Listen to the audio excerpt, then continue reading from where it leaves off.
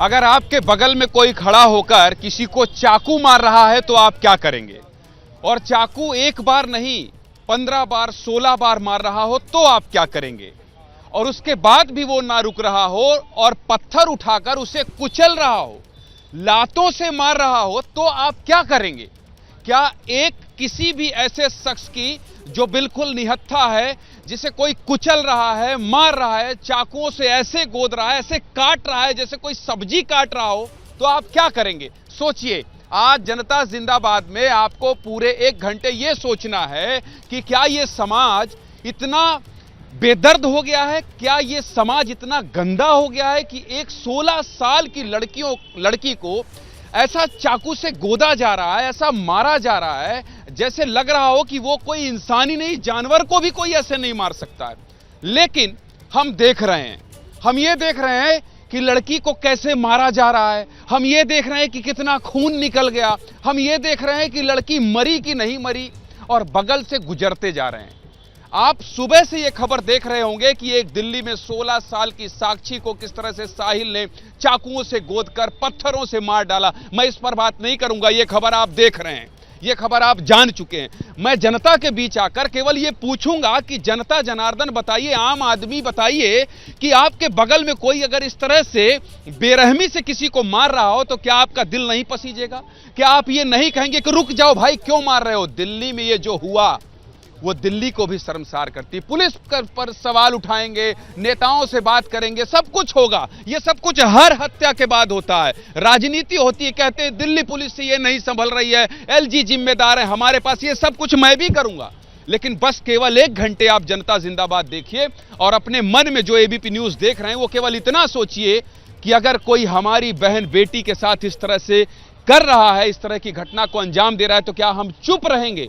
बस इतना सवाल आज अपने आप से पूछ लीजिए। हो सकता है जब कोई दूसरी साक्षी के साथ इस तरह से हो रहा हो तो आपके अंदर इंसानियत, मानवता जागेगी और आप हत्या करने वाले इस तरह से हैवान लोगों को रोकेंगे। हम आपको इसी बात पर मजबूर करने के लिए जनता जिंदाबाद आज करेंगे कि अपने अंदर की इंसानियत को जगाइए। लेकिन इस वक्त की बड़ी खबर आ रही है, हमारे साथ जनता होगी, जनार्दन होगी, इसी मसले साक्षी से जुड़ी हुई बड़ी खबर आ रही है। और बड़ी खबर यह है कि पोस्टमार्टम में बड़ा खुलासा हुआ है। बड़ा खुलासा क्या हुआ है पोस्टमार्टम में, वो मैं आपको बता देता हूं। यह है कि दिल्ली के साक्षी मर्डर कांड में शुरुआती पोस्टमार्टम रिपोर्ट में बड़ा खुलासा हुआ है। 16 साल की नाबालिग लड़की को 16 बार चाकू से मारा गया, साथ ही भारी चीज से सिर पर हमला किया गया जिससे उसका सिर फट गया। पुलिस फाइनल रिपोर्ट का इंतजार कर रही है, लेकिन पोस्टमार्टम रिपोर्ट में जो खुलासा हुआ है वो तो साफ साफ वीडियो में दिख रहा है कि कैसे एक शख्स साक्षी को मार रहा है, तब तक मार रहा है जब तक वो बेसुध होकर गिर नहीं गई, और फिर उसके बाद उसका जी नहीं भरा तो पत्थर उठाकर उसे कुचल रहा है। पहले रिपोर्ट देखिए, उसके बाद चर्चा करते हैं और जनता से पूछेंगे कि बताइए कि आप तो कम से कम जागरूक होइए, और अगर आपके सामने कोई इस तरह से मौत के घाट उतार रहा है किसी को, तो थोड़ा सा अपने अंदर इंसानियत को जगाइए, उसे रोकने की कोशिश कीजिए। पहले रिपोर्ट देखिए इस पूरे मसले को लेकर, उसके बाद जब लौट कर आएंगे तो फिर इस बहस को, इस चर्चा को आगे बढ़ाएंगे। पहले रिपोर्ट।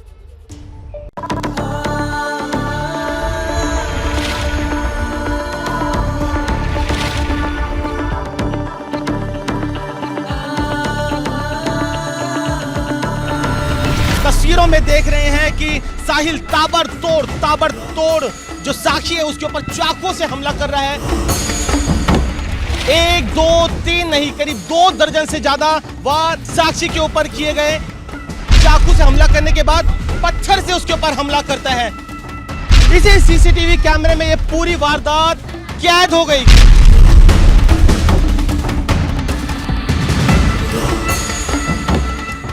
अगर आप दिल्ली की महिलाओं को सुरक्षा नहीं दे सकते तो आप एक संवैधानिक पद पे बैठे क्यों हुए हैं? दिन दहाड़े किसी महिला का मर्डर हो जाता है तो उसके लिए कौन जिम्मेदार है?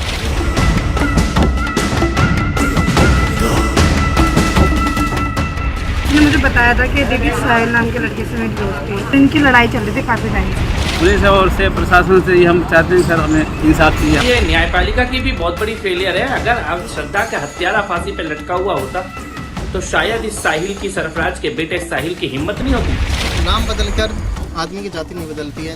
लड़के ने कलावा बांधा हुआ हाथ पे, नाम साहिल है। मुझे सिर्फ इंसाफ चाहिए, उसके फांसी चाहिए सिर्फ मुझे। देख लिया, समझ लिया और आप सब कुछ जान ही रहे हैं, क्योंकि ये लगातार जिस तरह से घटना हुई है उसके बाद हर एक के मोबाइल में ये पहुंच रही है और जो वीडियो देख रहा है वो यही सवाल कर रहा है जो मैं जनता जिंदाबाद में कर रहा हूं। तो चलिए आइए चर्चा की शुरुआत करते हैं। आपका परिचय कराता हूं। पहले आपको ये बता देता हूं कि ग्राउंड से मेरे सहयोगी कौन कौन होंगे, उसके बाद मेरे साथ यहाँ कौन कौन है ये भी बता दूंगा। अंकित गुप्ता है मेरे सहयोगी, साक्षी के घर से मौजूद होंगे। वरुण है, शाहबाद थाना डेरी के सामने खड़े हैं। अभिषेक उपाध्याय है मेरे वरिष्ठ सहयोगी, ग्राउंड जीरो पर हैं। अभिषेक रावत साहिल के घर से हैं। और इसके साथ ही यहां मेरे साथ कौन कौन है, चारू शर्मा हैं, मॉडल हैं, चूंकि एक लड़की को इस तरह से मारा गया है इस पर चर्चा करेंगे। इसके साथ साथ मेरे साथ है मानवी तनेजा, फिल्म एक्ट्रेस हैं, रितु चौधरी हैं, कांग्रेस की प्रवक्ता हैं, और घनेंद्र भारद्वाज साहब हैं, आम आदमी पार्टी के प्रवक्ता। सबसे पहले मैं आपके पास इसलिए आना चाहूंगा चारू शर्मा की ये बताइए, एक 16 साल की लड़की को, मैं बस एक आम चर्चा, 16 साल की लड़की को चाकुओं से गोद कर मारा गया, लोग वहां खड़े थे, उसका जी नहीं भरा, तो जब तक वो मर नहीं गई तब तक पत्थर से कुचल कर मारा गया। बताइए, और लोग खड़े होकर देखते रहे। बहुत ही शर्मनाक बात है ये, और जो वहाँ लोग देख रहे थे उनको तो डूब के मर जाना चाहिए। अगर वो ही इंजाम उनकी बेटियों के साथ या उनकी घर की औरतों के साथ होता तो क्या वो लोग ऐसे खड़े हुए देख लेते? बिल्कुल नहीं। तो क्यों ऐसा कर रहे थे वो लोग? क्या आंखों पे पट्टी बांध रखी थी उन लोगों ने? शर्म से उन लोगों को मर जाना चाहिए। यही बात जो यहाँ जनता जिंदाबाद में निकल कर आ रही है कि जो लोग खड़े थे वो आंख में पट्टी। गणेश भाई, आपके पास इसलिए मैं आ रहा हूं क्योंकि आप बताइए, जिस तरह से दिल्ली लगातार शर्मसार हो रही है, क्या पुलिस का खौफ खत्म हो गया है? देखिए, हो यही रहा है कि दिल्ली की जो आज क्राइम है, आज दिल्ली क्राइम कैपिटल के नाम से जानी जाती है, आज दिल्ली रेप कैपिटल के नाम से जानी जाती है। आज एनसीआरबी का डाटा कह रहा है कि दिल्ली में रोज 2 बलात्कार होते हैं। एनसीआरबी का डाटा यह कहता है कि मेट्रो के अंदर जितने अपराध होते हैं उसमें से आधे अपराध दिल्ली में होते हैं, क्योंकि दिल्ली में खौफ खत्म हो चुका है। दिल्ली की कानून व्यवस्था की जिम्मेदारी अगर किसी आदमी की बनती है तो शक्ति से बोल लीजिए। ये मीडिया के माध्यम से कुछ खबरें हैं जो सामने आ जाती हैं, कुछ ऐसी चीजें भी जो दबाई जाती हैं। आप ऐसे दिल्ली को बदनाम मत कीजिए, ये इंडिया का सवाल है। देखिए, मैं ज्ञानेंद्र जी यही कह रहा था कि दिल्ली की कानून व्यवस्था संभालने की जिम्मेदारी अगर किसी शख्स की है तो वो दिल्ली का लेफ्टिनेंट गवर्नर विनय सक्सेना है। विनय सक्सेना दिल्ली की कानून व्यवस्था को संभालने में पूरी तरह नाकाम हुए। कंझावला में भी हमने डिस्कस करा। आज दिल्ली के अंदर हो कह रहे हैं कि दिल्ली के अंदर अपराधियों के इतने हौसले बुलंद हैं कि अपराधी घरों में घुसते गोलियां चलाते हैं। दिल्ली की जेल में आपने देखा कैसे गैंगवॉर होता है। क्राइम तो हर जगह हो रहे हैं सर, क्राइम तो हर जगह हो रहे हैं।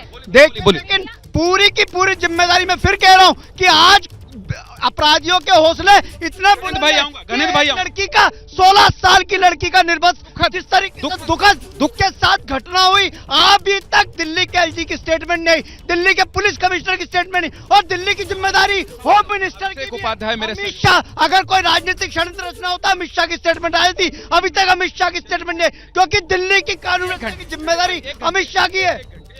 दिल्ली में बुरा हाल हो गया, लड़कियों का चलना मुश्किल है, महिलाओं का चलना मुश्किल है। भाई मैं बात करूंगा। अभिषेक उपाध्याय मेरे वरिष्ठ सहयोगी ग्राउंड जीरो पर हैं और वहां हैं जहां पर ये घटना घटी। अभिषेक भाई, लोगों में गुस्सा तो दिखाई दे ही रहा है। दिल्ली वालों में गुस्सा तब आ जाता जब उस समय साक्षी को चाकुओं से गोदा जा रहा था। बताइए, उस इलाके में आप खड़े हैं, लोगों से बात कर रहे हैं, क्या कह रहे हैं लोग? अभिषेक भाई। ज्ञानेंद्र, यही सबसे बड़ा सवाल है जो आप उठा रहे हैं कि आखिरकार इतने सारे लोग गुजर रहे थे और उस समय किसी ने क्यों नहीं हस्तक्षेप किया। और देखिए, उसी जगह पर मैं हूँ। ये जो आज आपको यहाँ भीड़ दिखाई पड़ रही है, इसमें तमाशबीन बहुत सारे हैं, लेकिन ये देखिए, ये मैं दिखा रहा हूँ, दर्शक देख पाएंगे, जो क्रॉस का निशान लगा हुआ है ज्ञानेंद्र, यहीं पर वो घटना घटी है और इतने तमाम सारे लोग यहाँ पर मौजूद हैं। और बड़ी बात, मैं आपको अभी बात करूँगा, आपको समझ में आएगा। कहाँ के यहीं के रहने वाले हैं? देखिए, हम तो जोगी में रहता जी, जोगी में रहता जी। हम कहाँ, कितना दूर रहते हैं? यही जी 5 में रोज के वो 5 जी। कोई रोका नहीं? इतनी बड़ी घटना घट गई। ऐसी बात है, यहाँ पर आदमी चलते फिरते रहता है, करने वाले किसी को रोकना तो चाहिए। क्यों भाई साहब? हम जाके नहीं है जी। यहाँ के नहीं हो, कुछ बोलोगे तो यहाँ किस लिए? सर नहीं। हाँ जी, देखने तमाशा देखने? नहीं सर, कुछ तो बोलो। हाँ जी, है कि जो हो देखेगा ना, वो भी बोलेगा, उसको हम बचाएंगे तो हमको मारने लगेगा। इतने सारे लोग जा रहे थे, एक आदमी मार रहा है और उसके साथ और भी लोग थे क्या? नहीं जी, आदमी देखते रहता है जी, जो बात है जी, किसको आप पकड़ेगी जो। और देखिए यहाँ पर काफी लोग हमको दिखाई पड़ रहे हैं, ये महिलाएं भी हैं। आप कहाँ यहीं के रहने वाली हैं? जी नहीं है तो यहीं के, लेकिन हम लोग आ रहे हैं उधर ड्यूटी से, तो देखने आ गई जी। किसी ने रोका नहीं, पता चला मारता रहा, सब जा रहे थे? ये नहीं पता चला मुझे। रोकना चाहिए था ना? रुकना तो चाहिए था, जिसे देखना था। अब डर में उसके हाथ में चाकू होगा तो कौन बोलेगा कुछ। इतने सारे लोग जा रहे थे। देखिए जो बात रहने वाले भाई वहाँ हो रही है, जो बात हो रही है ना कि किसी के हाथ में अगर चाकू है तो कौन रोकेगा, लेकिन हिम्मत करना चाहिए। अगर आपकी बहन बेटियों के साथ इस तरह से हो रहा है, अगर आपके, तो एक बार आपको हिम्मत करनी चाहिए। अब से भाई मैं आऊंगा, रितु चौधरी कांग्रेस की प्रवक्ता है, इनसे भी बात कर लेता हूं। ये बताइए, लोग कह रहे हैं कि हाथ में चाकू था इसलिए कौन हिम्मत करता, लेकिन अगर कोई हिम्मत कर लेता तो कम से कम साक्षी बच जाती। देखिए, जब भी कोई इस तरह का क्राइम होता है तो जनता का जो रवैया है वो बड़ा आश्चर्यजनक हो जाता है। जैसे कोई एक्सीडेंट हो गया और रास्ते में पड़ा हुआ है तो संकोच करते हैं लोग। यही दिल्ली की वही जनता है जो चीख चीख कर अपने हकों की मांग करती है, और जब किसी बेटी के ऊपर कोई अत्याचार हो रहा है उस वक्त जो है चुप्पी साध लेते हैं। तो ये चीज बहुत ऑब्जेक्शनल है, इस चीज पर दिल्ली को विचार करना चाहिए। दूसरी बात मैं बोलना चाहूंगी कि अभी घनेंद्र जी बोल रहे थे कि दिल्ली में इतना क्राइम बढ़ गया है, डेली 2 रेप होते हैं। मैं घनेंद्र जी से ही पूछना चाहती हूँ कि केजरीवाल जी ने बोला था कि हर मोहल्ले में 25 कमांडो होंगे, एक्स आर्मी ऑफिसर्स को लगाया जाएगा, कहाँ गई वो स्कीम? क्या सब कुछ हवाबाजी करने के लिए जो है केजरीवाल बैठे हुए हैं?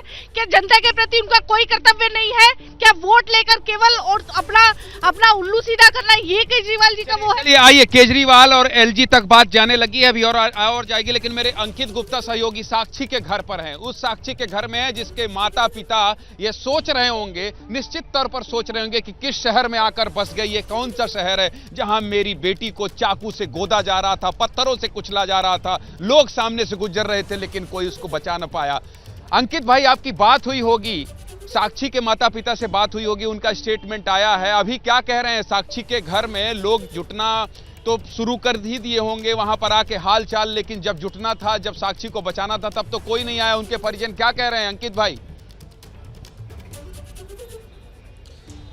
बिल्कुल ज्ञानेन, सबसे बड़ा सवाल यही है फिलहाल, क्योंकि आपने जिक्र किया साक्षी के घर पे, जहां पर मैं मौजूद हूं, यहां पर ताला लगा हुआ है। समझा जा सकता है एक परिवार, छोटा परिवार, 4 लोगों का परिवार, माता पिता, एक बेटी 16 साल की, एक उसका जो है छोटा भाई 11-12 साल का।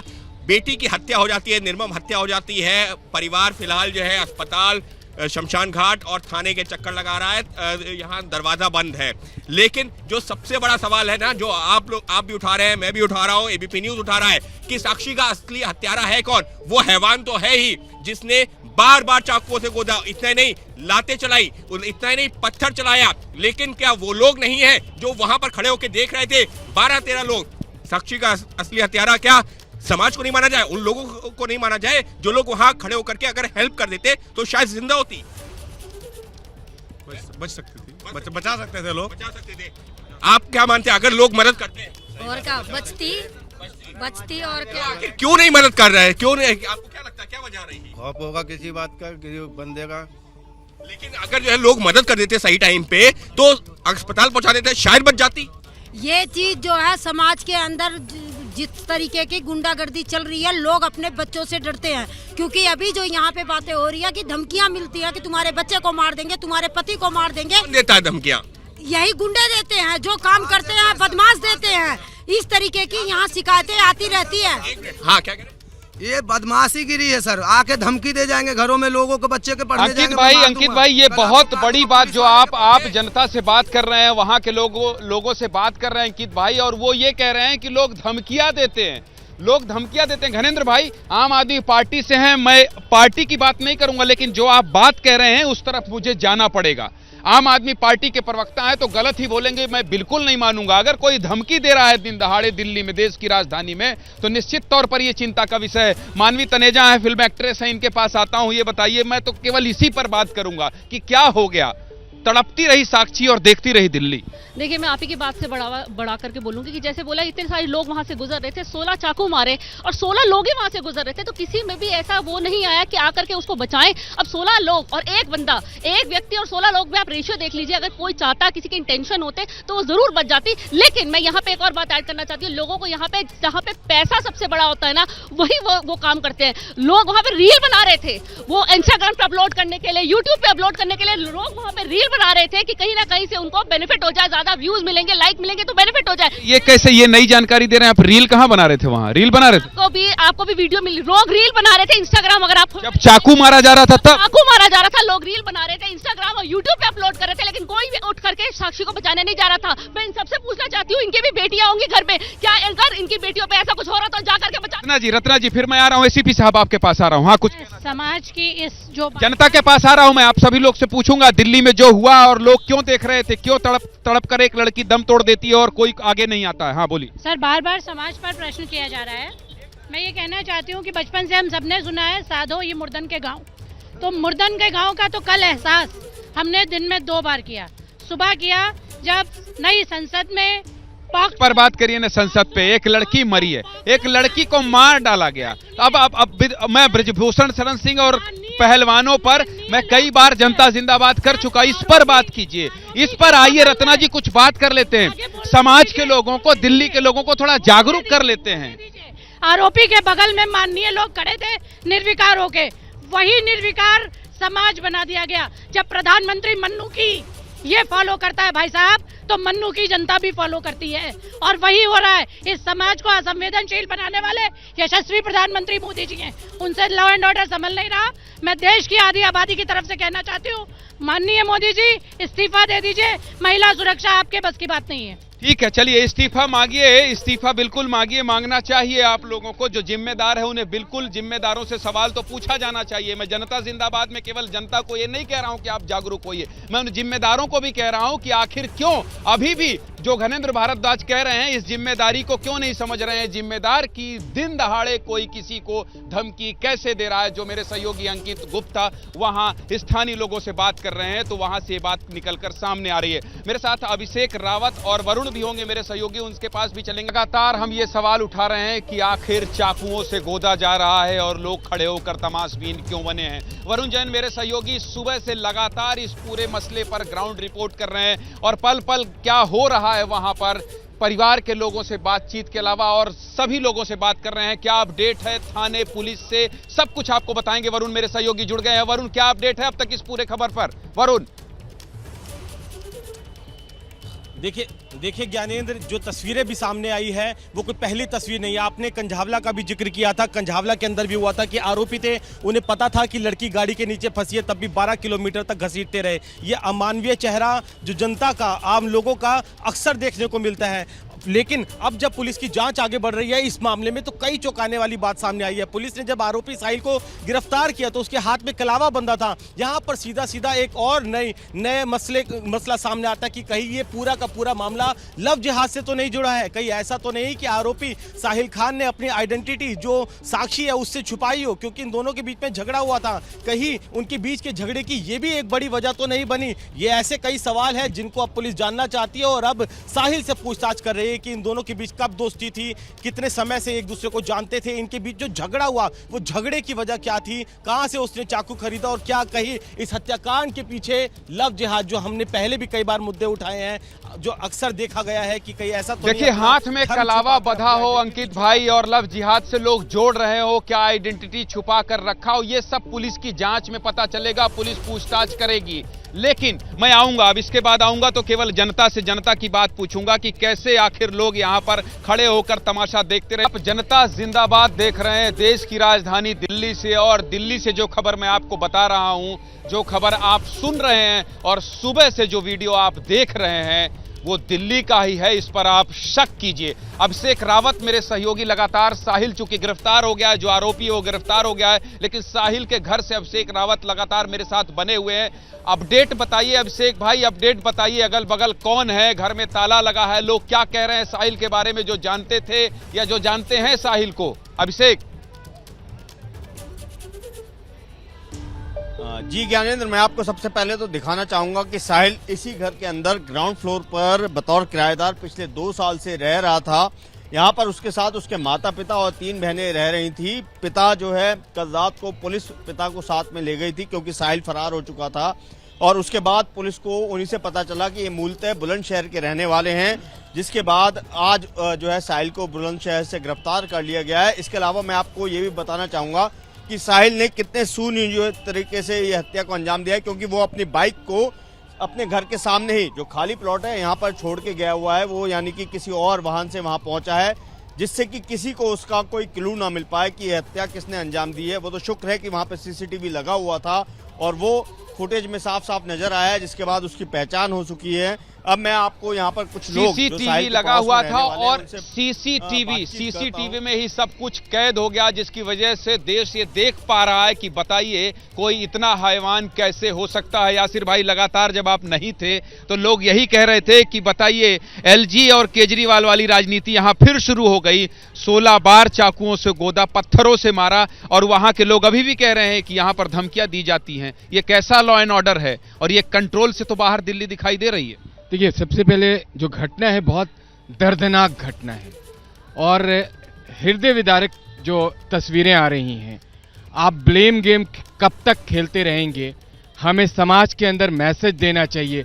जो घटना घटी है, जिस तरीके से चाकू मार रहा था, समाज के जो लोग 2, 4, 5 वो सीसीटीवी में दिखाई दे रहे हैं, उनसे भी सवाल है, और उनसे भी सवाल है जो उसका सहारा लेके राजनीति कर रहे हैं। उसके नाम को बताने में 4 घंटे लगा दिया मुख्यमंत्री ने, और यहाँ की एक मंत्री आतिशी ने। बार बार बयान आ रहे हैं कि हमें काम करने दीजिए, लेकिन बताइए तो सही, समाज इतना घृणित क्यों हो रहा है? इतना संकुचित और कुंठित मानसिकता कि ये जो लोग, ये अपराधी आ रहे हैं, ये कहां से आ रहे हैं? ठीक है, क्यों इतने घंटे लगा दिए, बताइए। बीजेपी का जवाब दीजिए, आम आदमी।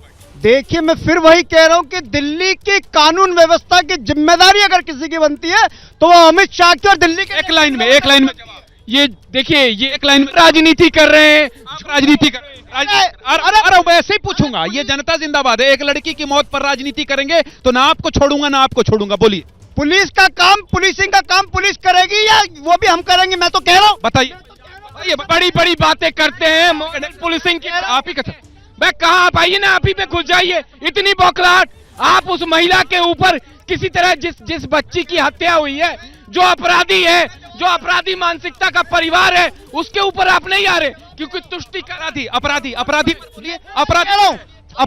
यहाँ तो सुबह से बीजेपी वाले क्या कह रहे थे, लव जिहाद हो रही है, तो यासिर आ गया, नहीं तो कोई और आता ना प्रवक्ता, वो भी यही कहता कि जी मुसलमान ने कर दी। हर चीज में हिंदू मुसलमान देखते। मैं फिर कह रहा हूँ कि दिल्ली की कानून व्यवस्था की जिम्मेदारी एलजी को इस्तीफा दे देना। अंबर जैदी, आ रहा हूँ आपके पास, आ रहा हूँ ऋतु, आ रहा हूँ। गलत तरीके से कोई भी आदमी अगर कलावा बांध के अपनी पहचान को छिपाता है तो वो अपराधी है।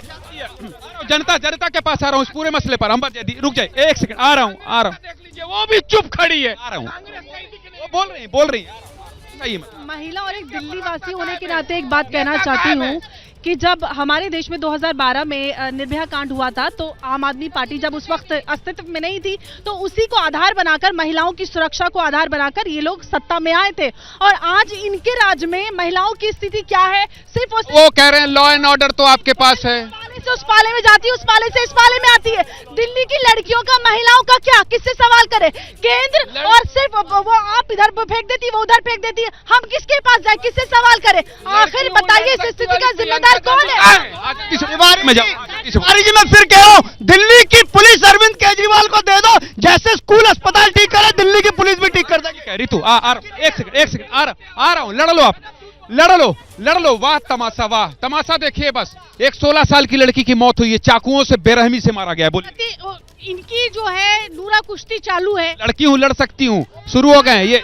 मैं बोल रही हूँ कि प्रियंका गांधी कहाँ है? प्रियंका वाड्रा, वो छोटी छोटी बातों पे घर पहुँचने वाली वाड्रा कहाँ है? अभी वाड्रा पूछ रहे हैं आप, अभी आप प्रियंका गांधी पूछ रहे हैं, और जो केंद्र की पुलिस, जो दिल्ली की पुलिस केंद्र के अंडर में आती है, उस पर नहीं बोल। अरे उस पर रही है यासिर भाई, उस पर नहीं। अरे हर बार गलत police, her bar police, law and order का मसला होगा, पुलिस पर बात होगा। यासिर भाई पुलिस पर बात होगी नहीं, पुलिस पर बात होगी नहीं। 16 साल की एक नाबालिग बच्ची को गोद कर मारा जाएगा। मैं बिल्कुल नहीं कहूँ। यासिर भाई माफी चाहता हूँ, माफी चाहता हूँ, माफी चाहता हूँ। नहीं नहीं नहीं, पुलिस वालों की हत्या हुई, कोई पूछने गया क्या? चलिए कंझावला पे क्या हुआ अभी मैं पूछूंगा। तो एक पुलिस आ रहा हूँ रत्ना जी, लॉ एंड ऑर्डर का क्या हुआ? बेटी बचाओ का क्या हुआ? ये देश की राजधानी है, इसमें ये हाल है तो पूरे देश में क्या हाल होगा ये आप समझ सकते हैं। अगर मोदी जी से देश नहीं संभल रहा है तो क्यों नहीं इसी मोदी जी को आप भिला देंगी? क्यों नहीं? मोदी जी बेटी बचाओ का नारा किसने दिया? पुलिस पर, बेटी बचाओ मोदी जी से दिया। सब चीज में मोदी। पुलिस किसके अंडर में है? किसके अंडर में है पुलिस बताइए? भाजपा के अंडर। एसीपी साहब आ रहा हूँ, अमित शाह के अंडर में आ रहा हूँ। क्यों नहीं अभी तक ट्वीट हुआ? अच्छा ठीक है, पुलिस का आ रहा हूँ। बात करो, कहाँ है प्रियंका वाड्रा? छोटी छोटी बातों में गलियों में पहुंचती हैं। आज लड़की की हत्या हुई। एसीपी साहब इतने सवाल। ऋतु जी आ रहा हूँ। कांड हुए भी 5 महीने नहीं हुए, उसके बाद उसी इलाके में फिर से घटना हो जाती है। ठीक है मैं आ रहा हूँ। आपकी बात से मैं यहाँ पे राज बताइए। एसीपी साहब आपके बगल में खड़े हैं। एसीपी साहब आपके बगल में। हाँ आप महिला हैं, आप महिला हैं, इसलिए मैं बोल रही हूँ। आपका दर्द बना रहे और इस तरह से हर किसी का दर्द होना चाहिए। आ रहा हूँ रत्ना जी, आ रहा हूँ। जनता बची है, जनता के पास आऊंगा। हाँ बोलिए एसीपी साहब, इतने सवाल पुलिस पर। आप भी तो यहाँ एसीपी रहे हैं, क्या ऐसा ही दिल्ली रहा है? हमेशा ऐसी ही दिल्ली रही? तिवारी जी ये रेयरेस्ट ऑफ रेयर केस है। दिल्ली पुलिस को कोसने से, इस अदालत की को कोसने से काम नहीं चलेगा। ये समाज के मंदिर के अंदर बैठे हुए मौलाना, मस्जिद तमाम, और ये आम आदमी जिम्मेदार है। आपने देखा 13 गवाह। पुलिस भी जिम्मेदार है एसीपी साहब? पुलिस जिम्मेदार नहीं है। क्यों नहीं है जिम्मेदार? पुलिस ने 24 घंटे, इसका खौफ अगर खत्म होगा, खौफ का गोली मार दी जाए, अब तो शूट कर दिया जाए उसको। शूट नहीं किया जाए, लेकिन अरेस्ट कर लिया। अब तो अरे मार देंगे फिर अरेस्ट कर नहीं, आप मार देंगे फिर हर आदमी के पीछे। खौफ का मतलब मेरा यह है कि लोगों के अंदर ये डर, अरे गोली ने डर तो होना चाहिए ना। कैसे कानून का डर होना चाहिए? कैसे पैदा होगा? गवाह होंगे, एविडेंस होगी, सबूत होगा, ट्रायल होगा, कन्विक्शन होगी। निर्भया को 7 साल लग गए। निर्भया को क्यों 7 साल लग गए? मैं आपसे सवाल। ठीक है, अच्छा ठीक है। अरे हमसे ना पूछिए, जवाब तो मिल नहीं रहा है। फाजिल भाई जल्दी बताइए जनता के देखिए इतना बड़ा विषय है, इसको जल्दी मत कीजिए, बहुत संवेदनशील। 1 मिनट नहीं, सुन लीजिए। देश के अंदर जो बच्ची मरी है मैं उसके श्रद्धांजलि देता हूं सबसे पहले। दूसरे राहुल जी, संवेदना। इस सरकार में लोग इतने डरे हुए हैं कि कोई उस बच्ची की मदद में नहीं आया। आप देखिए जनता नहीं, लोग कितने डरे हुए हैं कि कोई उसके मदद में नहीं खड़ा हुआ, जब उसकी मदद होनी चाहिए थी।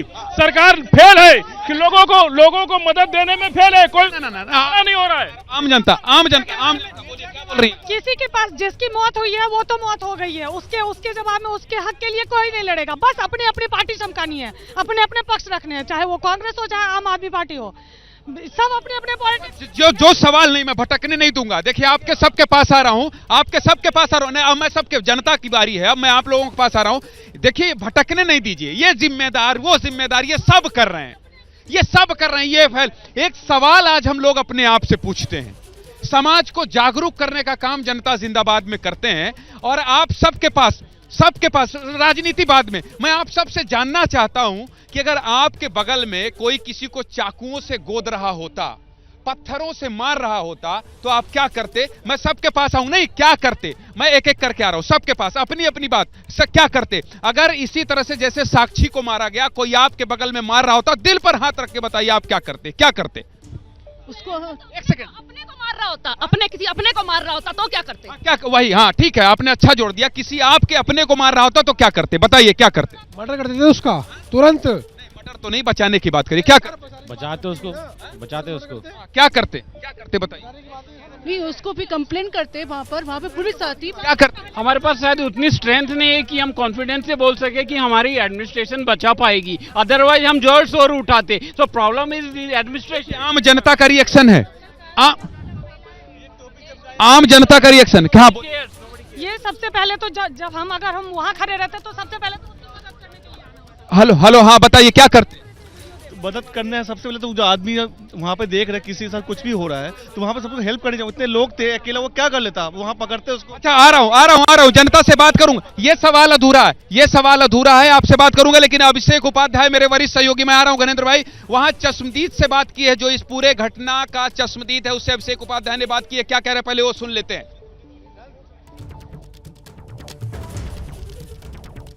हमारे साथ देखिए यहाँ के स्थानीय लोग हैं और वो लोग हैं जो इस घटनाक्रम के बाद मौके पहुंचे थे। आप जब पहुंची तो क्या देखा? कुछ भी नहीं, पुलिस वाले बस हम लोगों को आगे नहीं जाने देते थे। हम यहीं खड़े हुए थे, हम यहीं खड़े थे पार्क में, और वो लड़की नीचे पड़ी हुई थी। चाकू से मारा था? हाँ, चाकू से लगा पड़ा था, लगभग उसके खून वून बहुत था, बस यही सब। पत्थर उत्थर भी वहाँ? हाँ नहीं, वो तो हमने आज टीवी में देखा है ना, तो वो पत्थर उसने मारा है कि उसकी शक्ल ना दिखाई दे, इसलिए मारा होगा उसने। जब हुआ उस समय यहाँ कुछ हल्ला उल्ला कुछ हुआ? नहीं नहीं नहीं, कुछ भी नहीं हुआ था। वो तो लोग पब्लिक भाग रही थी ना, तब हम लोग निकल कर आए हैं। पब्लिक भागी तब आप? हाँ, तब हम आए निकल कर देखने के लिए कि हो क्या हुआ। हाँ बस वहीं तो बॉडी पड़ी हुई? बॉडी पड़ी थी। कहाँ चाकू का निशान? चाकू तो मैं वो पुलिस वाले देखने नहीं दे रहे थे ना, पुलिस वालों ने नहीं देखने दिया, पर हम लोगों ने दूर से देखा उनको। क्या देखा आपने? वो नीचे पड़ी हुई थी, पुलिस वाले उसको घेर के खड़े हुए थे, वो आने ही नहीं दे रहे थे पास में। उसी समय डेथ हो चुकी? हाँ, डेथ तो उसकी 8 बजे जब भी हमला हुआ वो उसी वक्त हो गई थी। हम लोग तो मर्डर के बाद ही देखे एकदम। उस समय यहाँ पब्लिक आ गई थी, भीड़ लग गई? पब्लिक थी बहुत, काफी पब्लिक थी, हम भी उसी में थे। और हमने देखा कि वीडियो में दिख रहा है लोग आ जा रहे हैं बाकी। हाँ, यहाँ पे ऐसा कुछ नहीं है, यहाँ तो कोई भी कुछ भी मारता, कोई नहीं बोलता रहता है ये सब। अभिषेक मेरे सहयोगी चश्मदीद से बात कर रहे थे। जो सवाल मेरा था वही सवाल आप लोगों से है कि आप क्या करते? मैं जो पत्थर उठा के पत्थर उठा के मारता, और जो करना चाहिए, और जनता का हाथ में चाकू होता, कोई किसी बेटी को गोद रख, क्या करते आप? अगर कोई आपके बगल में किसी की हत्या क्या कर रहा है, आप क्या करते? उसको बचाते। क्या करते आप? उसको जान से मार देते। जान से मारने वाली बात का मैं समर्थन नहीं करता हूँ। क्या करते? जान से ही मारते हैं। जान से ही? हाँ। नहीं, बचाने की कोशिश करते पहले पुलिस। लड़कियों को आजकल कृपान रखनी चाहिए अपने सेल्फ डिफेंस के लिए, ये सबसे। क्या करते? उसको बचाता बिल्कुल पहले बचाते, और उसको पुलिस के हवाले भी करते, उस लड़के को भी पकड़ते। क्या करते आप अगर आपके बगल में कोई किसी की हत्या कर रहा हो, चाकुओं से मार रहा हो? हत्या करता कोई बंदा हो तो उसको जाके हम बचाते, जितना मुझे कोशिश होती मैं अपना पूरा करता। मेरी 8 बहनें हैं, हमारे घर से ऐसे संस्कार मिले हैं कि 8 बहनों का कोई भी अभी कोई ऐसा वारदात नहीं हुआ है। सारी गलती माँ बाप को होती, जब भी उनके बाड़े पुत्र पिता के दर पे, और खेती उपज अपने घर में। ठीक है, क्या करते आप? हाँ, क्या करते आपके? ऑटो रिक्शा चलाता हूँ। नहीं, आप क्या करते? आपके बगल में कोई चाकू मार रहा हो? हाँ, क्या करते? बचाते कि नहीं? बिल्कुल बचाएंगे। क्या करती हैं? सर पहले तो स्थिति का जायजा करना चाहिए कि एक्चुअली स्थिति है ही क्या। कोई आतंकवादी को कोई मार रहा होता तो मैं मारती उन्हें। क्या करती हैं? अगर कोई बहन बेटी होती या कोई करती क्या? मैं उसे बचाने की। क्या करते? ईंट का जवाब पत्थर। क्या करते? बचाते। ये 1 मिनट, आप जल्दी ना मेरे से क्या करते? ये जिम्मेदारी आपकी बनती है, मेरी बनती है उसको बचाने की। ये 13 बंदे ऐसे निकल के जा रहे, इग्नोर करके जा रहे उस बच्ची को।